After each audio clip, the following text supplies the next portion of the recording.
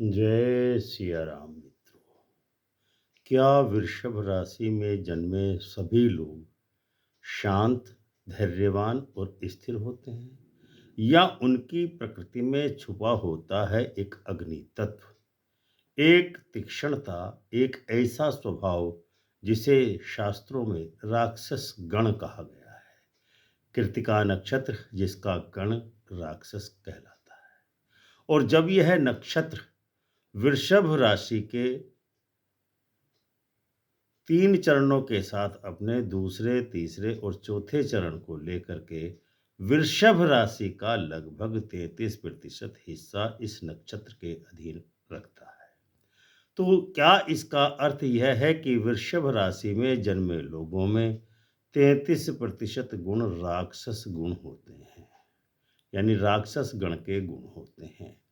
आज हम इस भ्रम को तोड़ेंगे और समझेंगे कि राक्षस गण का वास्तविक अर्थ क्या है।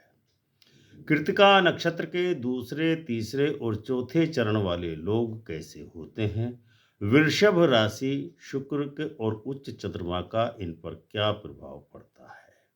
यह संयोजन उन्हें साधारण बनाता है या असाधारण व्यक्तित्व से गौरवान्वित करता है? वीडियो अंत तक देखिए, क्योंकि आज आप अपनी या अपने किसी करीबी की प्रकृति को एक नए दृष्टिकोण से समझ पाएंगे। कृत्तिका नक्षत्र का मूल स्वभाव क्या है या मूल स्वरूप क्या है? कृत्तिका नक्षत्र का स्वामी है सूर्य है, देवता अग्नि है और गण राक्षस है। राक्षस शब्द सुनते ही मन में एक भय उत्पन्न होता है, परंतु वैदिक ज्योतिष में राक्षस का अर्थ दुष्ट कदापि नहीं होता। राक्षस गण का वास्तविक अर्थ है कि अत्यधिक आत्मविश्वास, स्वतंत्र सोच, परंपराओं को चुनौती देने की क्षमता, प्रबल इच्छा शक्ति और भावनात्मक नहीं, निर्णायक, तकनीकी रूप से लॉजिकल। राक्षस गण वाले लोग समाज की सीमाओं को ही तोड़ते हैं। ये विनाश नहीं करते, अपितु समाज में एक परिवर्तन उत्पन्न करते हैं। कृत्तिका नक्षत्र के दूसरे, तीसरे चरण और वृषभ राशि का क्या संबंध बनता है? कृत्तिका का पहला चरण मेष राशि में आता है, जबकि दूसरा, तीसरा और चौथा चरण वृषभ राशि में। इसका मतलब है पृथ्वी तत्व यानी वृषभ, शुक्र का स्वामित्व और चंद्रमा इस राशि में उच्च का होता है, और ऊपर से सूर्य का प्रभाव, क्योंकि कृत्तिका नक्षत्र का स्वामी सूर्य है। यह संयोजन बनाता है स्थिर अग्नि, नियंत्रित शक्ति, सुंदरता के भीतर छुपी हुई दृढ़ता। तो वृषभ राशि का मूल स्वभाव क्या बनता है? वृषभ राशि के लोग स्थिर, धैर्यवान, भौतिक सुखों के प्रेमी होते हैं, विश्वसनीय होते हैं और आर्थिक रूप से पूरी तरह व्यावहारिक होते हैं। लेकिन जब इसमें कृत्तिका का अग्नि तत्व जुड़ता है, तो यह केवल शांत बैल नहीं रह जाता, यह बन जाता है एक दृढ़ योद्धा। उच्च के चंद्रमा का क्या प्रभाव होता है? वृषभ राशि में चंद्रमा उच्च का होता है, जिसका अर्थ है ऐसे लोगों में भावनात्मक स्थिरता होती है, गहरी संवेदनशीलता होती है। परिवार के प्रति ये लोग पूरी तरह से समर्पित रहते हैं। सौंदर्य और कला की इनको पूरी समझ होती है। लेकिन कृत्तिका नक्षत्र की अग्नि इस चंद्रमा को कमजोर नहीं कर पाती, बल्कि वह अग्नि कृत्तिका की वृषभ राशि को और दृढ़ बना देती है। ऐसे लोग भावुक नहीं होते, परंतु जब ठान लेते हैं तो पीछे भी नहीं हटते। तो कृत्तिका के दूसरे, तीसरे और चौथे चरण वाले में जिनका जन्म होता है, ऐसे व्यक्तियों में कौन कौन से गुण मौजूद रहते हैं? नंबर एक, इन तीनों कृत्तिका नक्षत्र के इन तीनों ही चरणों में सूर्य स्वामी होने से प्राकृतिक नेतृत्व की भावना या इच्छा इनमें जन्मजात होती है।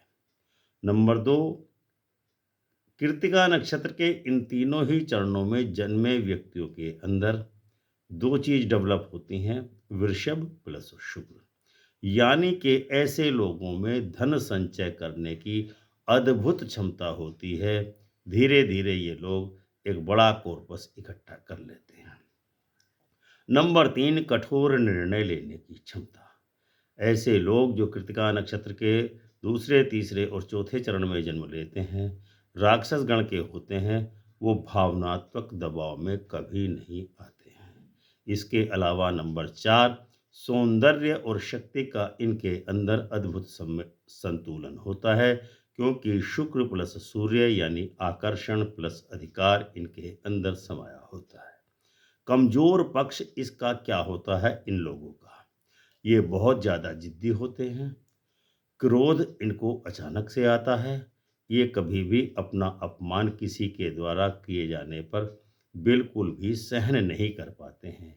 इनके अंदर नियंत्रण करने की क्षमता या समाज को एक वर्ग विशेष को नेतृत्व देने की क्षमता होती है। यदि कुंडली में शनि या राहु खराब हो तो ये गुण अत्यधिक नकारात्मक भी हो सकते हैं। तो क्या वृषभ राशि में 33% जो राक्षस गुण होते हैं उनका क्या परिणाम हो सकता है? तकनीकी रूप से कृतिका के दूसरे, तीसरे और चौथे चरण वृषभ राशि का लगभग 10 डिग्री भाग कवर करते हैं। पूरी राशि 30 डिग्री की होती है, यानी लगभग 33% हिस्सा। पर इसका अर्थ यह नहीं है कि हर वृषभ में राक्षस के गुण मौजूद होंगे। यह केवल उन लोगों पर होता है जिनका जन्म कृत्तिका नक्षत्र के इन चरणों में हुआ होता है। अब हम आते हैं मनोवैज्ञानिक विश्लेषण की ओर। ये लोग बाहर से शांत दिखते हैं, लेकिन भीतर ही भीतर इनके अंदर एक अग्नि जली होती है।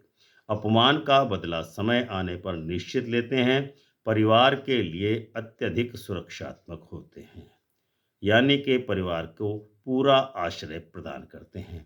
इनमें विनाश नहीं, अपितु संरक्षण की क्षमता होती है। ऐसे लोग कैरियर में सफलता प्राप्त करते हैं। इनके लिए सर्वाधिक प्रशासनिक पद, सैन्य पद, राजनीति, वित्त, कला और डिजाइन और बिजनेस के क्षेत्र में ऐसे लोग धीरे धीरे स्थायी सफलता प्राप्त करते हैं। वैवाहिक जीवन में ऐसे लोग अधिकारपूर्ण होते हैं। प्रेम में बिल्कुल स्थिर होते हैं। बेवफाई कदापि बर्दाश्त नहीं करते। परिवार पर अपने विशेष आकर्षण का केंद्र बनाए रखते हैं। अगर साथी संवेदनशील और समझदार हो तो ये श्रेष्ठ जीवन साथी सिद्ध होते हैं। यदि शुक्र मजबूत हो तो सौंदर्य और धन के प्रति इनके मन में गहरा आकर्षण होता है। सूर्य मजबूत होता है तो ऐसा व्यक्ति नेतृत्व प्रदान करता है और जनता को एक नई दिशा में लेकर के चलता है। यदि चंद्र मजबूत हो तो ऐसे लोगों की मानसिक स्थिरता गजब की होती है। तो यह नक्षत्र वरदान ही बन जाता है वृषभ राशि में जन्मे लोगों के लिए।